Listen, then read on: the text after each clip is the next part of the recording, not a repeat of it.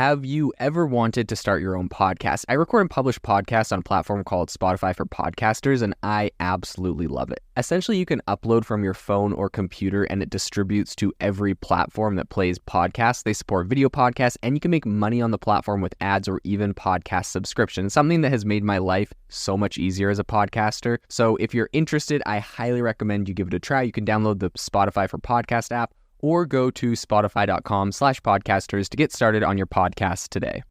This episode is brought to you by Shopify.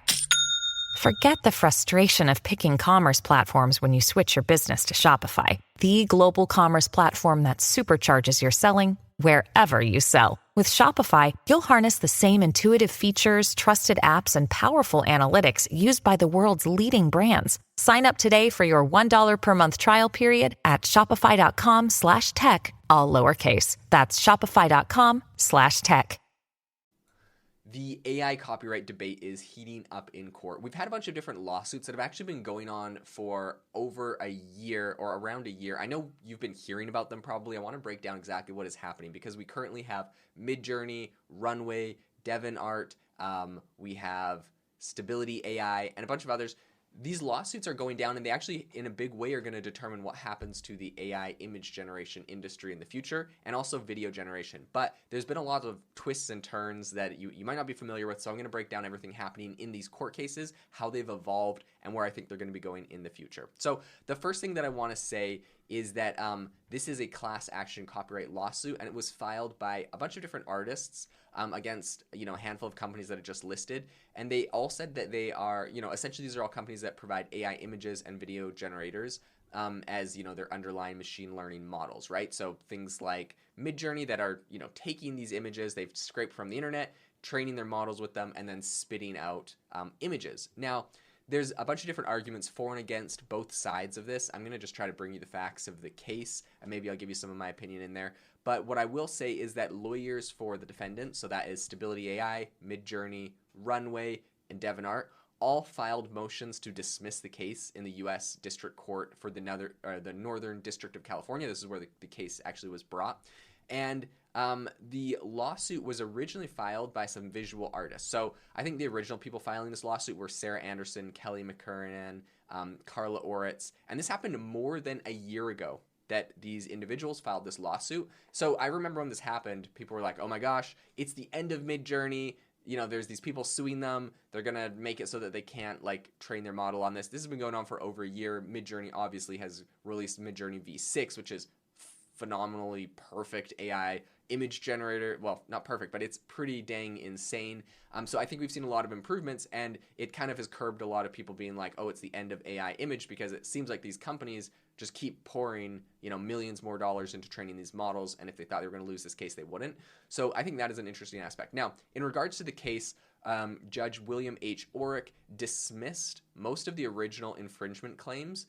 So, they literally brought this case forward, and the whole thing pretty much got dismissed, but he did invite the plaintiffs to refile an amended claim. So he didn't close the door on them. He just said, you didn't do this correctly. Honestly, to me, it makes me feel like perhaps this was a little bit amateur, the original lawsuit, and he's like, maybe there's a case to be made here. This was a little amateur.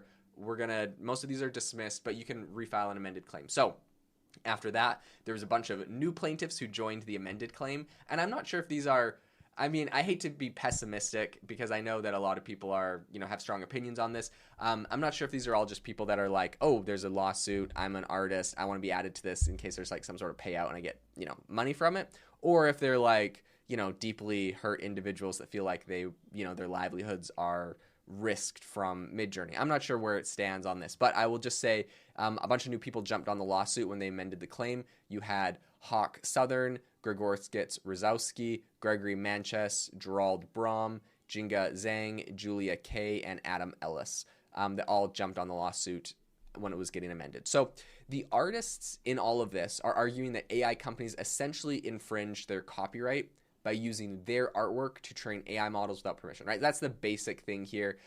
Now, over the course of this entire lawsuit being brought, you've seen different companies start to make different choices, right? So you have Adobe, for example, who has an AI image generator, and they trained it. Number one, they did two things to, I think, avoid similar lawsuits, and also they were kind of hedging against the fact they were worried that this whole lawsuit was going to blow up and ruin these companies. So they actually trained their AI models off of data sets. They have like a stock footage library, and they trained it off of just those stock images, which they, added in the terms of service that they're allowed to use. So I know some people are actually, I've heard people complain about even that because they're like, hey, they like strong-armed or found a loophole to get like artists' art in there. But the other thing that they did is they actually pay royalties to artists anytime they're theoretically, and this isn't exactly how it works, I'll explain this, but theoretically, it's anytime your AI art is used, or your art is used to generate AI art, you get a royalty, right? That's the concept. Now, it doesn't actually work exactly like this. How it actually works is, let's say there's like 1 million images in this data set, and let's say you have 1,000 of those images, you get like, you get the percentage that 1,000 is of 1 million worth of a royalty when something is generated. So it's actually, you could have a ton of really unpopular pictures on the stock thing. You could have gamed the system if you knew this is how they were doing it before they did it. But you could have had a ton of really unpopular pictures on the stock thing, and then you're going to get a disproportionate percentage of the royalty. That's how I understand it, because it's really hard to tell when an AI image is generated what images actually fed into that after it's been trained. I don't think it's actually traceable. So anyways, that's a side note. But like, you have to give Adobe some credit because they're actually trying to pay royalties. I've had people complaining that it's unfair, so I don't know if there's any way to win in this situation, and other than like shut down the AI image models, which obviously is not going to happen because millions of people around the world, over 7 or 8 million people are on the Midjourney Discord, millions of people around the world love this tool, love this technology. It's not going to get shut down. It'll be turned open source if the government was outlawing it. So I don't think that really the people saying that it can't exist at all, I don't think that they'll ever win. And whether you like it or not, I'm not saying if it's right or wrong, whether you like it or not, this technology will exist. So it's probably best that you try to find solutions similar to the music industry going with paying royalties on Spotify, or what Adobe is trying to do, paying royalties for the image generator. Okay, so with that out of the way, let's talk about what is happening here. Let's talk about the key arguments and some of the quotes from the filings that I think are particularly interested, right? So there are 4 companies primarily being sued here: DeviantArt, Runway, Stability AI, and Midjourney. Okay, the first thing that I want to just get out of the way here is DeviantArt's filing. In their filing, they emphasized that they have a kind of a unique position. They said, quote, DeviantArt's inclusion as a defendant in the lawsuit has never made sense. Plaintiffs included DeviantArt in the suit because they believed that merely implementing an AI model created, trained, and distributed by others renders the implementer liable for infringement. Simply put, if plaintiffs can state a claim against DeviantArt, anyone whose works was used to train an AI model can state the same claim against millions of other innocent parties. Okay, blah, blah, blah. What they're really saying here is DeviantArt never made an AI model. They just, on their website, they hosted some like third-party AI models, and they're included in this lawsuit because they did that. So it'd kind of be like, let's say like you have a website and you include at the top of your website, this is very common, a Google search function. So a lot of people just, they pretty much outsource the search on their website to Google. When you search on that thing, it just searches websites, or just searches, pages on your website. Now, let's say that Google was in some big lawsuit and this search function was deemed illegal because they didn't get permission to blah, blah, blah. They stole an algorithm from someone to do it. I don't know, right? Let's say, and then all of a sudden someone goes and finds, let's say, a big website like the New York Times was using a Google search bar to search stuff on the New York Times. It's like if you included the New York Times in that lawsuit and it's like, yeah, they have a Google search bar on there. It's like, yes, it's an API to Google, a third party. The New York Times is not liable for Google stealing an algorithm to do that. This is all a fabricated lawsuit, but this illustrates the point, right? So I actually think this is very legitimate. DeviantArt shouldn't be on this lawsuit. Again, it feels a little bit amateur. They amended it, and so I'm not sure if they realized it. Maybe it was kind of amateur done. They're like, well, maybe there's some better cases we can make. Maybe when they amended it, they couldn't change who they were suing. That was doing too much. That was more than an amendment, so they kept them on. Regardless, DeviantArt shouldn't be on this lawsuit. That's ridiculous, and also makes me feel like the people doing this lawsuit don't really know what's going on. And I hate to say that because I'm not trying to bag on them or say that it's not great. It's just that isn't very confidence inspiring when you see that they're on the loss.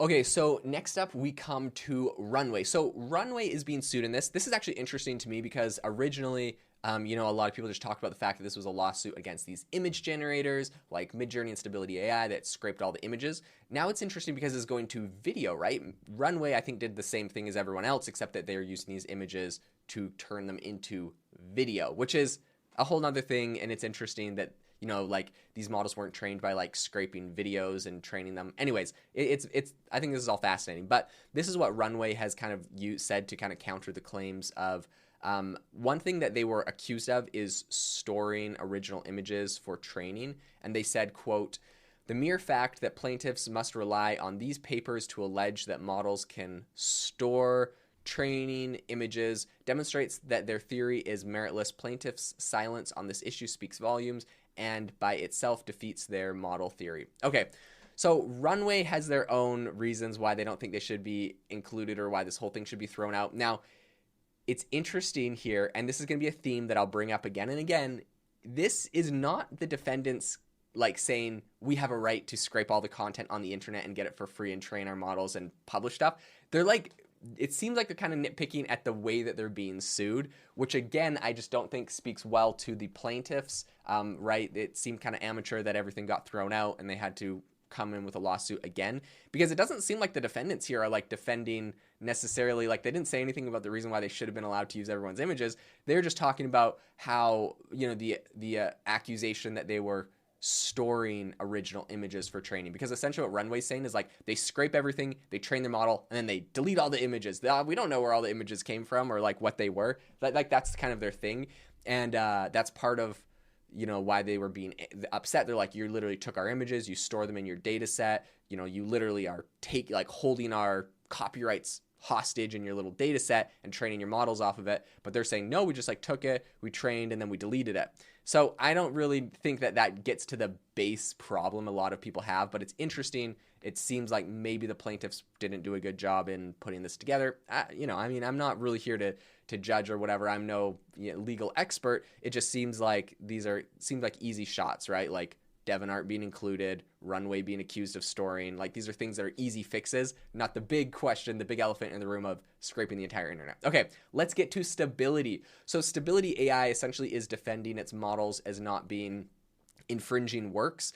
They're arguing that the notion that their AI encourages copyright infringement is inaccurate. They say, quote, "Plaintiffs offer no such clear evidence here. This lone comment does not demonstrate Stability AI's improper object to foster infringement." So they're actually defending the fact that you taking the image and using it to train and spitting something out is not against copyright infringement because they're not specifically encouraging copyright infringement. That's theirs. Again, I don't think that it actually addresses taking the images in the first place.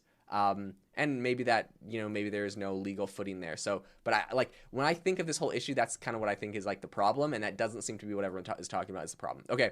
Midjourney, the big player on the block, the most popular AI model, Midjourney, what do they have to say? So Midjourney, when they're addressing all of the controversy over its founders' Discord messages, this is something that they were specifically targeted for, is what their founder had been saying on Discord. They were clarifying by saying, quote, "The court should consider the entire relevant segment of the Discord message thread, not just the snippets plaintiffs cited out of context. Plaintiffs do not contend that anything in the post was inaccurate. Identifying any user who was supposedly confused or explaining why any user following Midjourney's Discord channel might mistakenly believe that any artist listed in the name list endorsed the Midjourney platform." Okay. Again, not really addressing the elephant in the room of scraping all of the images on the internet, but specifically talking about, some accusations that were made against them about their CEO and some Discord messages that he had. Of course, when you do these lawsuits, you have discovery, so they're able to go and seize all of your messages, which I'm sure was not thrilling. But anyways, I think all of these filings right now highlight a really pivotal moment in the intersection of copyright law and AI. So right now, as courts are kind of trying to grapple with the implications of generative AI technologies on, of course, these creative works, these images, and also video, I think the outcome of this case could set a very significant precedent for the future of AI-generated content and copyright law. So that's why I think this is very important to talk about and bring up. I think this is interesting. I would say might be a good case to make. You have people like Adobe trying to do it in what they call the right way. But it would appear that this case also has a lot of holes, so I'm not 100% sure where this is going to go, how well this was put together, or, I'm no copyright expert, so I don't know if this is actually going to fly as copyright infringement or if this is actually, under fair use, which is the big argument here, is fair use versus copyright. So I'll keep you up to date on everything happening in this case. Very interesting to hear some of these statements from the big companies, what they're being sued of. This obviously has massive implications for how this would all play out in the future, so I'll keep you up to date on all of it.